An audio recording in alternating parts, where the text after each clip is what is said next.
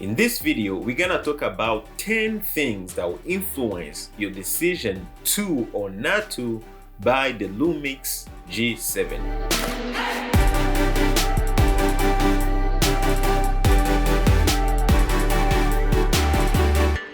What's up guys, my name is Sam from Live Production Tips and Tools, and in today's video we're gonna talk about 10 things that will influence your decision to buy or not to buy the Panasonic Lumix G7.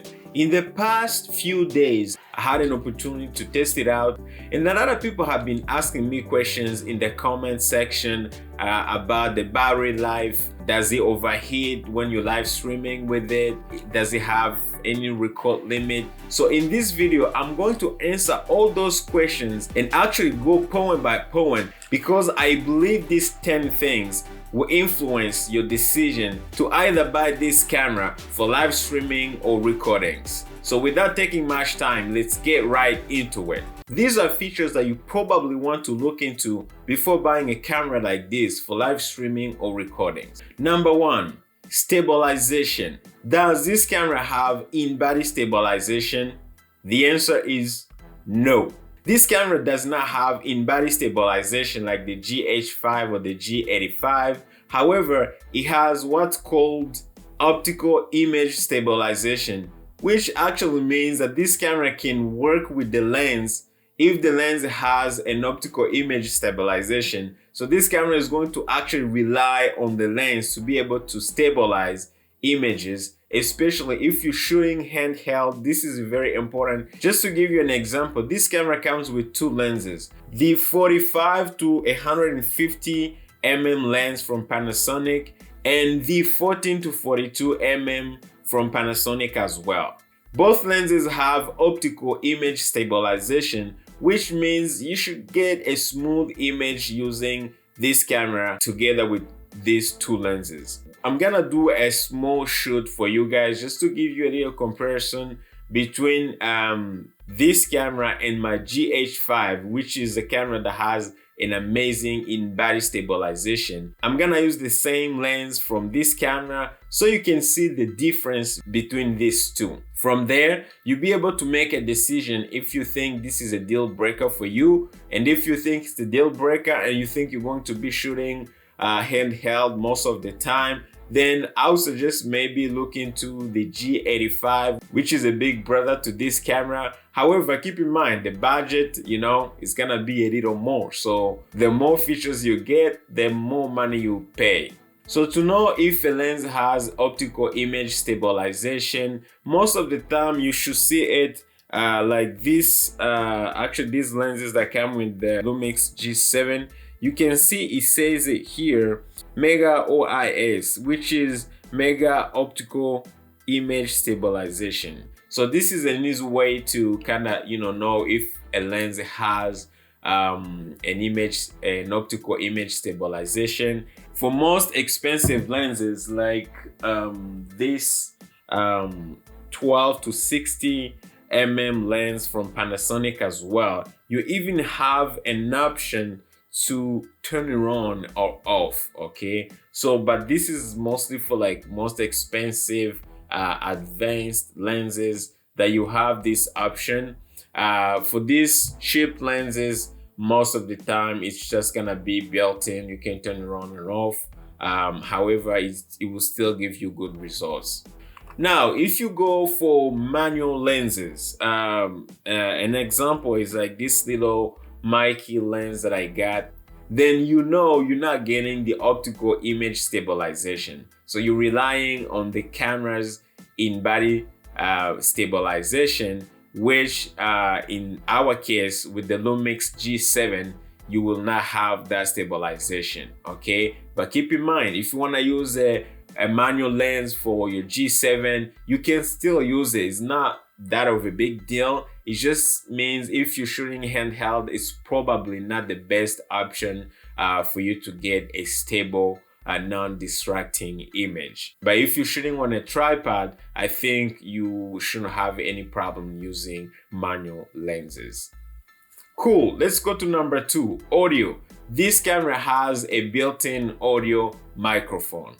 If you're shooting, let's say, some music videos, your sermon for your church, or anything you're shooting, and you kind of need to kind of sync the audio with some sort of external recording, then this camera is gonna give you a nice audio to kind of sync it. However, I would not recommend to actually use the built-in microphone for live streaming purposes or any recording that you may do with this camera. I think this audio recording from the camera is mainly to be used as a reference audio in case you want to sync your in-camera audio and the externally recorded audio. Also, this camera has a mic input, which means if you have an external microphone like a lav mic or any microphone that has 3.5 jack, you can plug your microphone in here. It does not have any headphone out to monitor your audio. So I would say if you want to use this camera to record interviews using a lav mic or any other microphone that has 3.5 jack, it would be fantastic. However, since you cannot monitor the audio, I would say record a small clip, go listen to it. If you are happy with the audio levels and everything, then you know those are your settings. So keep it there and go back and record your full interview or whatever you might be recording. Number 3, Wi-Fi. Yes, this camera has Wi-Fi, which means you can easily control this camera remotely using the Panasonic mobile app. There's a version for Android and for iPhone, so you can easily record remotely, actually be able to see what you're recording, so you can use your phone as a monitor. You can control some stuff like the ISO, exposure, even record, start recording or stop recording using your phone. So this is a good feature if you think you're going to be far away from the camera. You can also transfer some data like video clips, images, pictures from the camera to the phone. Actually, let's say you're shooting outside and you want to upload some stuff online, you can do that. Or you want to edit some pictures in your phone, you can do that. You can easily transfer pictures from the camera to your phone and be able to actually edit them and post them on Instagram or Facebook, wherever you want to post them instantly without having to go home and plug the camera into the computer. So these are things that you may need or you may not need depending on your situation, but I just wanted you guys to know that that feature is there and is available.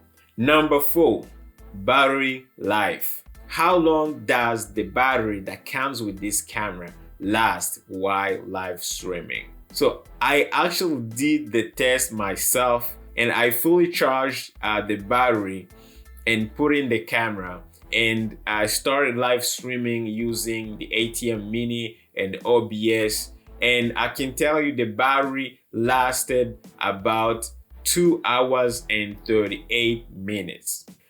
Number 5, overheating while live streaming.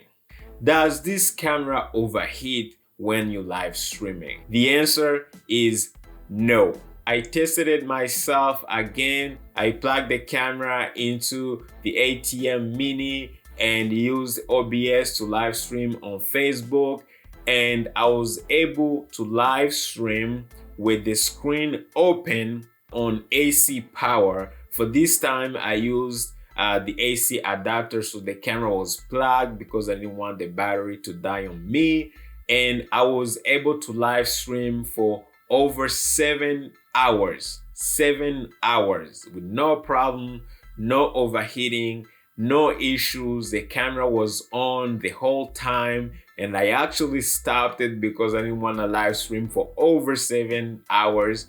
But yes, I was able to use it for 7 hours, and actually after those 7 hours I removed the AC adapter, and that was the time that I tested the battery live for live streaming. So I added 2 hours and 38 minutes extra to that. That's about 9 to 10 hours live streaming no problem. So the answer is no, the camera does not overheat, it does not stop, it's not gonna, do some crazy acting while you're live streaming. So I would say you should be able to live stream for as long as you want. Maybe not 100 hours, but long enough to kind of cover your live stream.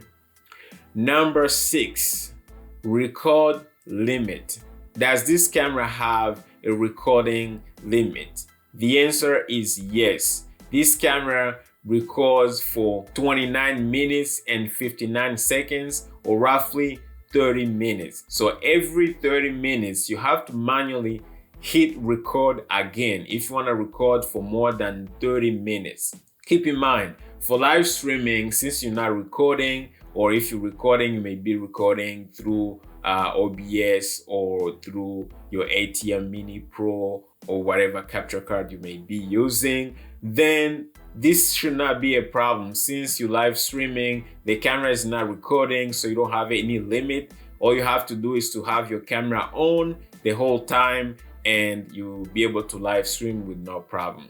So the record limit only affects if you're recording for longer than 30 minutes, and still it's doable. It's just you have to hit record every 30 minutes manually. Number 7, video recording resolution. This camera can record up to 4K in 24 frames per second or 30 frames per second, and it can also record in 1080p up to 60 frames per second. You got the option for 24 frames per second, 30 frames per second, and 60 frames per second. Mostly 60 frames per second is going to be useful if you want to slow down your footage. If you want, some slow motion, then this is going to be very useful. I record my church sermons and worship songs most of the time in 30 frames per second because I don't really need to slow it down. I don't need any slow motion. So I would say 30 frames per second. If you want to record in 4K or 1080, you have those two options. If you want to record 24 frames per second as well, you can go ahead and do it. Number 8 is the picture or stills option. Can you use this camera to take pictures or stills? Although it's not the best camera for pictures if you compare to Nikon or Canon cameras, the answer is yes. You can use this camera to take pictures or stills for any event, okay? It also has a built-in flash which you can enable by pressing this button like this, okay? I would say probably this is not the most reliable flash. That's why it actually has a hatch that you can use to add an external flash. Let me actually just show you a quick example. So this is my flash that I got from Amazon. So as you can see, I just added a flash, and this will be useful if you want to take pictures. Number 9 is gonna be the lens options. If you're buying a camera like this, the first thing that has to kind of come into your mind is how many lenses am I going to buy? What kind of lens I have to buy? And am I gonna find affordable lenses? Some camera brands tend to sell you a cheap body, and when you're trying to buy their lenses, they're very expensive and not affordable. This is not the case for the Panasonic Lumix G7 because this camera uses a micro four thirds mount, which is common for most of the Lumix line cameras. So this camera shares lenses with a lot of cameras, including the GH5, GH4, G85, G90. There's a lot of G cameras out there. It's so easy to actually find Panasonic original lenses, but you can also buy lenses from other brands, like Mikey, Rokinon. So finding lenses, it should not be an issue like the Panasonic 25mm 1.7. I think it's one of the greatest lenses that you can pair with this camera, especially for low light performance. Like personally, I have a GH5 and I can easily use my lenses from the GH5 to the Lumix G7 without any problem. So lens options are unlimited. For any budget, you can find lenses for this camera. Number 10, buying options. You can buy this camera from Amazon or any other photo video retailer simply by going to their website, order it. It doesn't take time to arrive. However, I wanted to talk about actually different kits to actually how you can buy this camera. There's this kit that comes with 2 lenses, which I think a lot of people are trying to buy. I actually found out that some website like B&H can sell you a kit without the second lens. So it will sell you the kit with only the 14 to 42 mm lens, which will cost you probably $100 less. And I think for most of the people, honestly, my honest opinion, I think this will be the best kit for you guys. The reason is that I personally think that this zoom lens is not really good enough, especially for low light.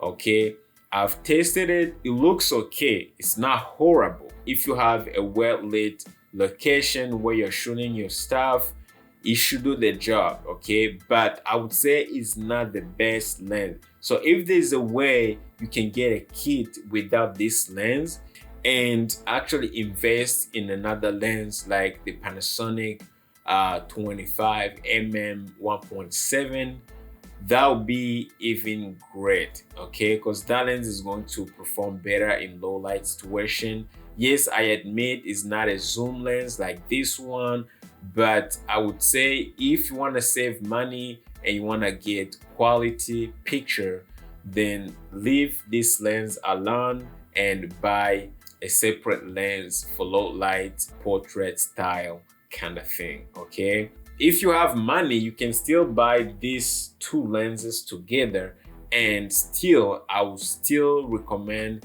honestly investing in separate lens for low light. Other than that, I've seen actually on eBay you can buy this camera used, which is a great option if you're comfortable buying stuff on eBay. Of course, there's a risk of the camera being pre-owned by somebody. If it's in good condition and is not damaged, that's another option, and actually that's super cheap. I've seen some people selling it for $300, which is really cheap. You can even buy like 6 of them or 5 of them to actually have a multi-camera set for your church live streaming. So that's another option to consider. Go to eBay. You may find them used as a kit or just the body, which is still okay. You can buy just the body and buy lenses separate. That's another option. You'll be able to determine what kind of lens you need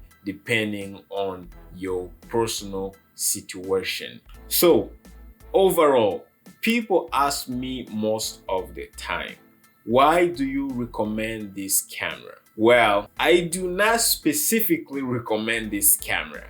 I do recommend this camera if you are on a budget and you want quality live streaming. This camera is great. It can perform well as long as you give it nice lenses. Yes, it has its limitation. It's not the best camera out there, but you know, for a beginner or someone who doesn't have a big budget and wants a good quality as far as live streaming and live recording is concerned, I think this camera is perfect for you. If you think in-body stabilization is an issue for you and you think you're gonna be using this camera handheld, then I would say this is not your camera.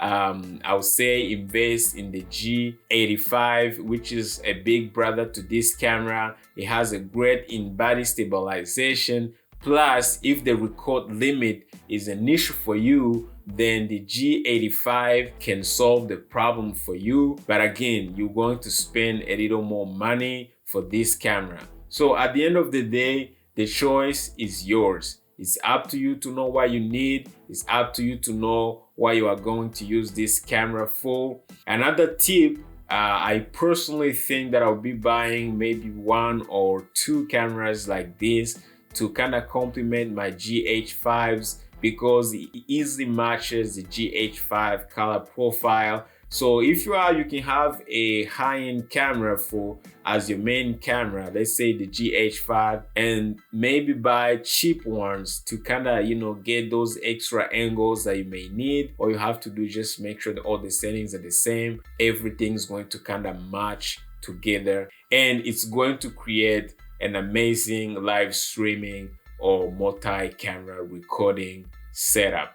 So if you want to know different settings for live streaming or live recording with this camera, know a little bit more, see some footage that I took with it, some tests with different lenses and different scenarios, make sure you watch this video right here. And guys, I thank you so much for hanging out with me. If you like this video, make sure you give it some thumbs up. And if you have questions, I'm in love with questions and comments. If you're using this camera and you're loving it or you hate it, put in a comment down below. Tell us how you're using this camera. So far, I love it. I think it's a great camera for the budget.